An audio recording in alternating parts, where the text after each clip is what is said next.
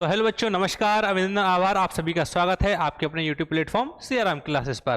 जैसा कि बच्चे आप सभी जानते हैं, इस समय हमारी चलती है एसएससी जीडी 2024 की हिंदी प्रैक्टिस सीरीज, जिसमें बेटा हम 15 सेट आपको पहले करा चुके हैं। ये है हमारा 16वां। अगर जिसने पहले के जो प्रैक्टिस सेट नहीं देखे हैं बेटा, वो उन्हें जाकर के देख सकता है। ठीक है ना। आज हम बात करेंगे 31 जनवरी का अपना जो प्रैक्टिस सेट है प्रीवियस ईयर क्वेश्चन का। ठीक है ना। तो चलिए भैया निकाल लेते हैं उसका पहला क्वेश्चन। तब तक बेटा एक बार सारे बच्चे लाइव आ जाएंगे और सेशन को शेयर कर देंगे। पहला प्रश्न,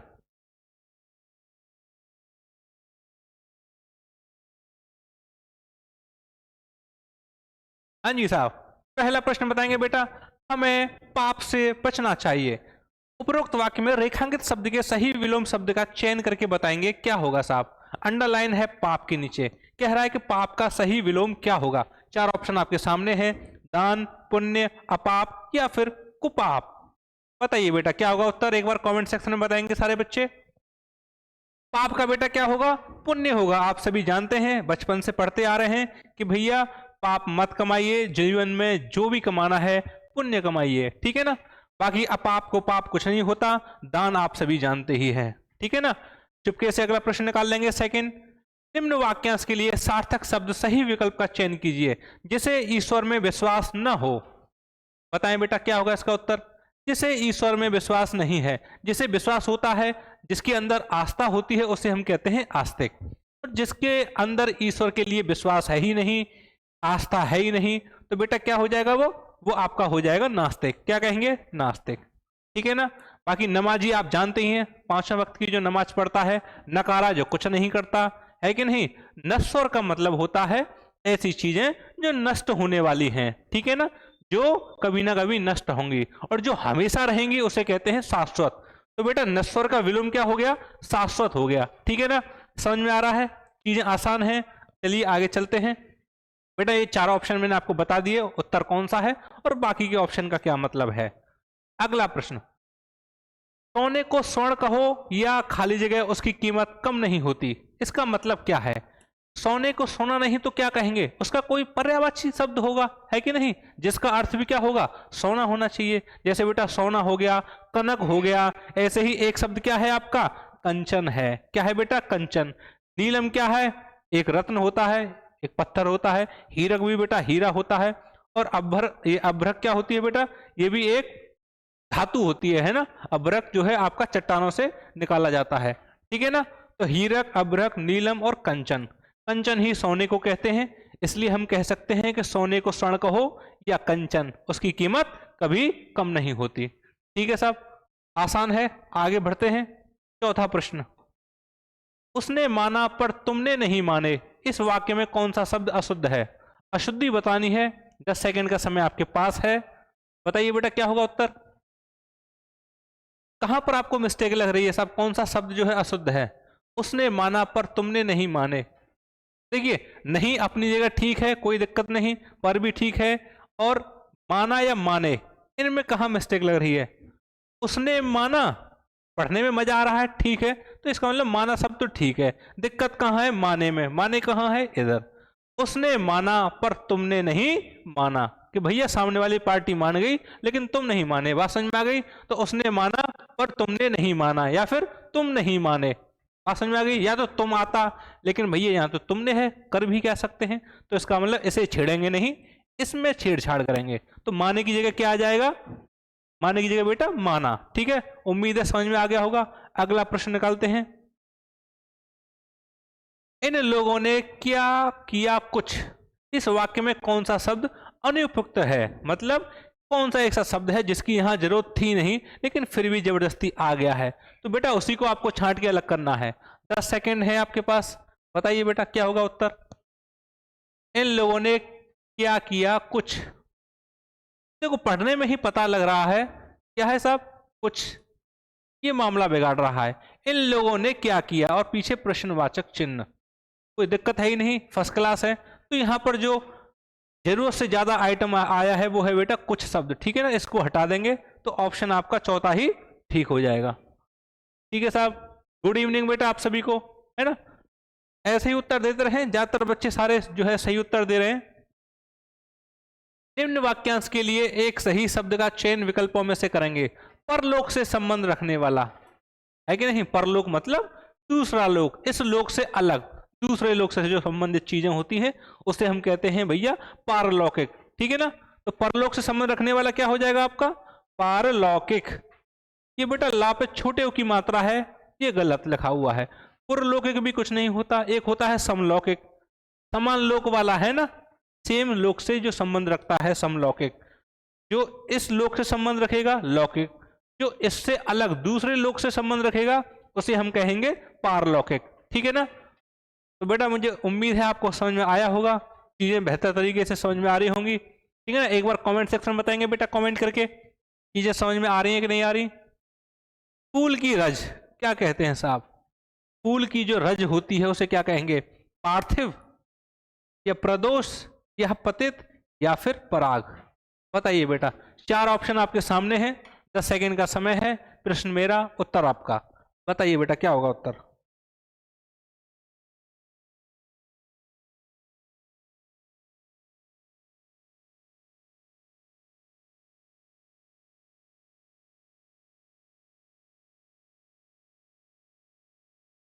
बहुत सुंदर, ज्यादातर बच्चों ने सही उत्तर दिया है। ठीक है ना?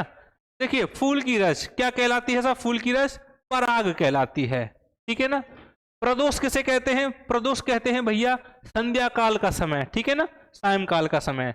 पतित का मतलब होता है गिरा हुआ, है ना? नैतिक रूप से गिरा हुआ, उसके लिए इस्तेमाल करते हैं हम पतित। पार्थिव का मतलब होता है इस धरती से जो संबंधित है, पृथ्वी से जो संबंध रखता है, उसे हम कहते हैं पार्थिव। जैसे कहते हैं ना उसके पार्थिव शरीर को हम ले गए, डेड बॉडी को पार्थिव शरीर भी कहा जाता है, क्योंकि जो व्यक्ति था वो तो मर गया, उसकी पहचान तो खत्म। अब भैया क्या है? वो केवल एक बॉडी है, उसका जो राम श्याम घनश्याम अब कोई नाम नहीं, वो सिंपल एक बॉडी बचा हुआ है। और बॉडी क्या होती है साहब? पार्थिव होती है, पृथ्वी से ही जन्म लेती है, पृथ्वी में ही मिल जाती है। तो बेटा उसे हम क्या कहते हैं? जो पृथ्वी से संबंधित होता है पार्थिव कहते हैं। ठीक है ना? उत्तर आपका हो गया पराग। चलिए आगे बढ़ते हैं, अगला प्रश्न चुपके से निकाल लिया बेटा, उत्तर बताएंगे क्या होगा। लड़के ने पत्र लिखी, लड़के ने पत्र लिखी, बताएं साहब। सबसे उपयुक्त विकल्प का चयन करेंगे। तो पत्र लिखेगा, कैसे लिखेगा? आसान है बेटा, लड़के ने पत्र लिखा होगा, ना कि लड़के ने पत्र लिखाई, ना ही लिखता ना ही लिख। तो लड़के ने पत्र लिखा। आगे देखेंगे अगला प्रश्न, प्रश्न संख्या 9। आस्तीन का सांप, भाई साहब कई बार पूछा गया है कि नहीं? अगर आप जो है मेरे वीडियोस रेगुलर देख रहे हैं, हमारी ये जो प्रैक्टिस सीरीज चल रही है एसएससी जीडी कांस्टेबल की, तो मुझे उम्मीद है कि आपको पता होगा आस्तीन का सांप 3 से 4 बार पूछा गया है बेटा। तो जिन भी बच्चों ने जो है जनवरी में जो आपकी शिफ्ट थी 2023 में जो पेपर हुआ था, उसकी 3 से 4 शिफ्ट में ये प्रश्न पूछा गया है, लगा लो आस्तीन का सांप। इसलिए मैं आपसे कहता हूं कि जब भी आप प्रैक्टिस करें तो प्रीवियस ईयर के क्वेश्चंस को जरूर क्या करें, आप एक बार देखें बेटा। कभी कभी उनमें से ही प्रश्न आ जाते हैं, या उनके जो ऑप्शन होते हैं कहीं ना कहीं वहीं से जो है आपका प्रश्न बन जाता है। ठीक है ना? तो आस्तीन का सांप का मतलब क्या होता है? कपटी मित्र होता है। सारे बच्चे जानते होंगे जिन्होंने पिछली क्लास ली है। ठीक है ना? किसी के साथ अन्याय करना नहीं, सांप काट लेना, सांप देख लेना, ये तो कोई मतलब है ही नहीं। मुहावरा जो होता है भैया वो कुछ और ही बात कहता है कि नहीं? उसमें जो शब्द होते हैं उनसे अलग। तो आस्तीन का सांप मतलब कपटी मित्र, ये सांप पीछे से तुम्हें धोखा देगा, है कि नहीं? क्या करेगा? पीछे से डंक मारेगा तुम्हें बिना बताए। 10वां, निम्नलिखित मुहावरे के उचित अर्थ का चयन कीजिए। पट्टी पढ़ाना, बताएं साहब। कहते हैं ना कि भाई आजकल जो है फलाना आदमी हमारी बात नहीं मानता, लग रहा है कि किसी ने उसे पट्टी पढ़ा दी है कि नहीं?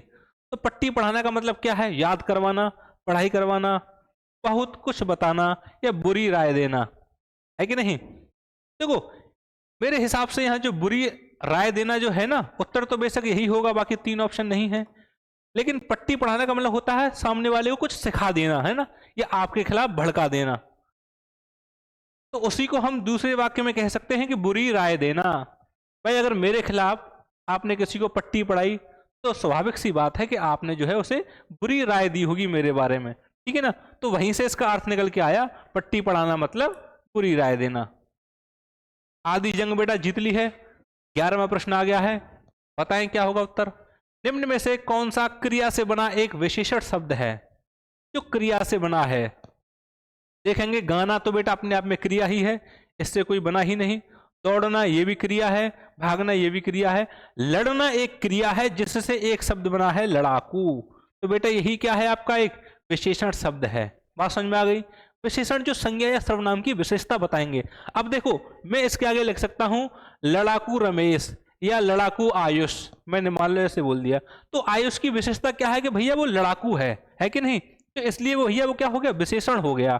ठीक है ना, तो लड़ाकू शब्द क्या है यहाँ विशेषण। ठीक है ना, और क्रिया होती है लड़ना, तो लड़ना से एक शब्द बना लड़ाकू, जो कि बेटा क्या है विशेषण है, विशेषता बताएगा जो भी शब्द इसके बाद आएगा।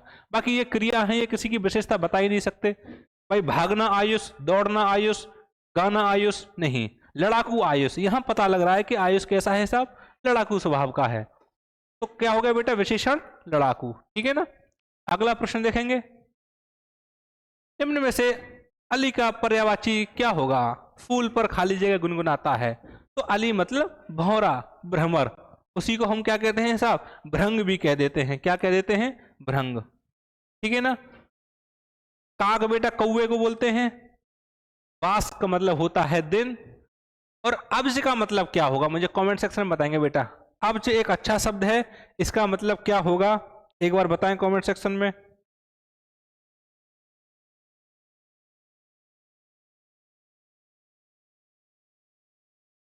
अब्ज का देखो मतलब होता है कमल या शंख से। ठीक है ना, अब्ज जो है बेटा कमल या शंख को बोलते हैं। बाकी फूल पर कौन बैठेगा अली, भ्रंग, भ्रमर, भौरा, ये सब अली के पर्यायवाची हैं। ठीक है ना, तो 12वें का जो उत्तर है बेटा तवीसरा हो जाएगा। आगे देखेंगे अगला प्रश्न। 13वां, जीवन में उत्साह बना रहना चाहिए। बहुत सुंदर लाइन है, बिल्कुल हमेशा जीवन में उत्साह होना चाहिए। उपरोक्त वाक्य में रेखांकित शब्द के सही विलोम।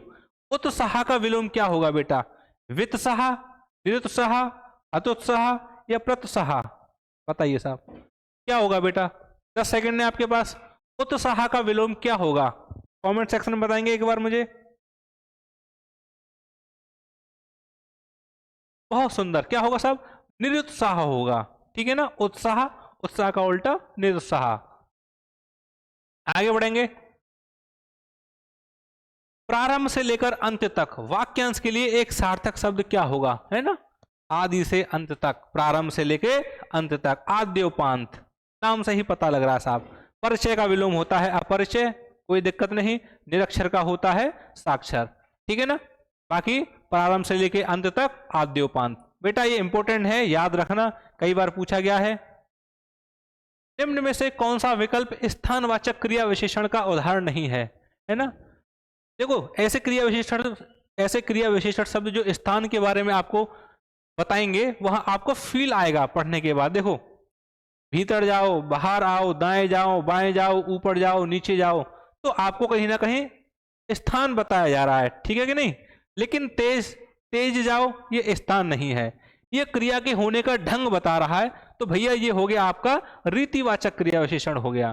ठीक है ना, रीतिवाचक जो कि क्रिया के होने का ढंग बताता है, क्रिया किस तरीके से हो रही है। तेज जाओ, धीमे धीमे दौड़ो, तो दौड़ना कैसे है धीमे धीमे है, तो धीमे धीमे, तेज, ये सब आपके हो गए रीतिवाचक क्रिया विशेषण। तो यही बेटा आपका उत्तर हो गया, जो कि आपका स्थानवाचक क्रिया विशेषण नहीं होगा। बात समझ में आई क्यों मेरे भाई। आगे बढ़े। 16वां प्रश्न, आप सभी जानते हैं बेटा कॉम्प्रिहेंशन स्टार्ट हो गया है। ये पैराग्राफ हमें पढ़ना होता है, इसके बाद हमें इसके उत्तर देने होते हैं। तो एक बार हल्की सी नजर मार लेते हैं। सौर परिवार में पृथ्वी पर ही जीवन का अस्तित्व है। बिल्कुल साहब, हमारे सौर मंडल में केवल पृथ्वी पर ही है, बाकी शनि, मंगल, अरुण, वरुण कहीं है, कहीं नहीं है बेटा जीवन। सभी सजीवों, और सजीव कौन कौन है साहब, एक तो जानवर हैं जिसमें इंसान भी आता है, और एक पेड़ पौधे। अंतर बस इतना है कि ये अपनी जगह पे स्थिर होते हैं, बाकी जो जंतु हैं वो चलते फिरते हैं। उपापचयी क्रियाएं मतलब पोषण, श्वसन एवं उत्सर्जन। आकार में खाली जगह है, शरीर से विभिन्न अंगों में समन्वय कार्य करने की क्षमता तथा उद्दीपन के प्रति संवेदना होती है। वृद्धि की विशेषावधि के पश्चात सभी पौधे एवं जंतु। तो बेटा आप एक बार इसे पढ़ लेंगे, ठीक है ना, मैंने तो इसे पढ़ लिया है, आप भी इसे एक बार पढ़ लेंगे। 2-3 जो है 5-6 सेकंड का आपको टाइम देता हूं बेटा, एक बार सरसरी निगाहों से इसे देखें।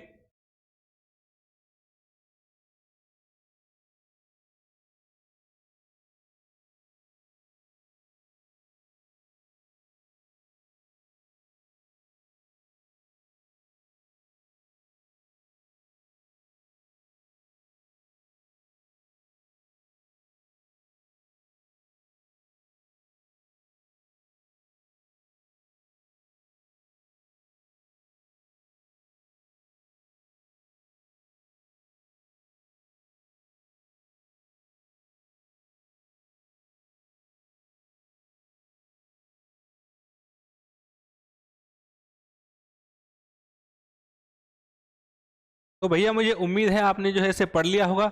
चलिए एक बार इसके प्रश्नों को देख लेते हैं, ठीक है ना। तो देखिए, सौर परिवार में, ठीक है, जीवन का अस्तित्व है, ठीक है साहब, उपापचयी क्रियाएं, पोषण, श्वसन एवं उत्सर्जन, आकार में खाली जगह, शरीर के विभिन्न अंगों में समन्वय। तो आकार में कैसा साहब? आकार में ब्याज, ऋण, रल या वृद्धि? सबको पता है साहब, क्या आ जाएगा यहाँ? क्या आएगा बेटा? कमेंट सेक्शन में बताएंगे। आकार में क्या होना चाहिए? ब्याज, ऋण। कोई बात बन रही है? कोई मतलब नहीं है, केवल एक ही इसमें बेटा शब्द है जिससे बात बन रही है, वो है हमारा वृद्धि। क्या है? वृद्धि, ठीक है ना। तो आकार में वृद्धि, आकार में वृद्धि, शरीर के विभिन्न अंगों में समन्वय, कार्य करने की क्षमता तथा उद्दीपन के प्रति संवेदना होती है। आगे देखेंगे दूसरा, सभी पौधे तथा जंतुओं की निश्चित खाली जगह होती है। क्या होती है साहब? निश्चित। देख लेते हैं एक बार। देखो, जब आप देखोगे सेकंड वाले का,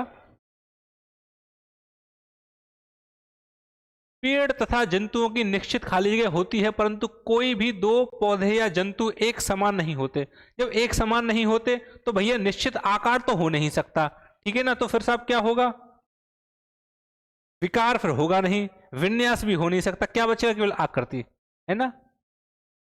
क्या आएगा साहब? इसमें आकृति आएगा, ठीक है ना। सभी पौधे तथा जंतुओं की एक निश्चित आकृति होती है, परंतु कोई भी दो पौधे या जंतु एक समान नहीं होते। ऐसी विभिन्नताएं खाली जगह के समय उत्पन्न होती हैं। कब उत्पन्न होंगी साहब? सभी का एक निश्चित आकार होता है लेकिन एक समान नहीं होते, जन्म के समय से ही होती है। तो यहां पर देखो, जन्म से रिलेटेड कौन सा शब्द है अगले में देखेंगे? जनन से, ठीक है ना। जब व्यक्ति पैदा होता है, जानवर पैदा होता है, किसी पेड़ का जन्म होता है, तो उसके जनन से ही वो चीजें क्या होती हैं बेटा? फिक्स होती हैं। बात समझ में आ गई? आसान है। आगे चलते हैं, सेकंड लास्ट देखते हैं।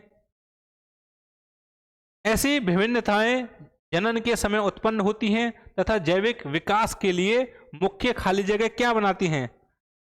जैविक विकास के लिए बेटा आकार बनाएंगी, रेखा बनाएंगी, प्रकार बनाएंगी या आधार बनाएंगी? बताएं साहब। तो बेटा जो विभिन्नताएं होंगी ना, जो अलग अलग विभिन्नताएं होती हैं जो कि जनन के समय होती हैं, उनसे बताओ बेटा क्या बनेगा आपका? कोई आकार बनेगा उनसे? नहीं भैया, उनसे क्या बनेगा? उनसे तो आधार बनेगा, है कि नहीं। जो विभिन्नताएं हैं उनसे भैया क्या बनेगा? आधार। देखो, ऐसी विभिन्नताएं जो जनन के समय उत्पन्न होंगी उनसे मुख्य आधार बनती है, ठीक है ना। तथा जैविक विकास के लिए मुख्य क्या बनती है उनके लिए? वो आधार बनती हैं। उत्तर क्या आएगा साहब? आधार आ जाएगा, है ना।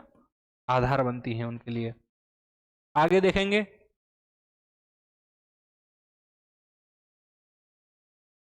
तथा उसमें विभिन्न कार्यों के लिए अनेक कोशिकांग होते हैं। अच्छा, ये तो ज्यादा नीचे आ गए हम, ठीक है। संगठन के इन 9 स्तरों के अंतर्गत खाली जगह के गुण केवल कोशिकीय स्तर पर दिखाई देते हैं। तो देख लेते हैं साहब, कौन से गुण की बात हो रही है? संगठन के इन 9 स्तरों के अंतर्गत विकास के गुण, मरण के गुण, जीवन के गुण या जीव के गुण? बताइए साहब। 4 ऑप्शन आपके सामने है बेटा, 10 सेकंड का समय है। क्या उत्तर आएगा इसमें, बताएं एक बार।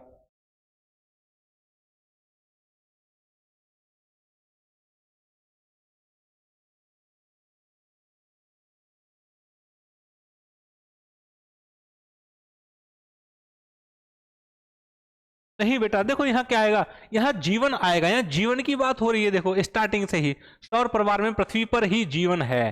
बात समझ में आई? तो यहाँ पर साहब संगठन के 9 स्तरों के अंतर्गत जीवन के गुण केवल कोश के स्तर पर दिखाई देते हैं तथा जीव मंडल से आगे नहीं जाते। बिल्कुल जीव मंडल में ही रहेंगे साहब जीवन के गुण, जो कि कोश के स्तर पर होते हैं, ठीक है ना।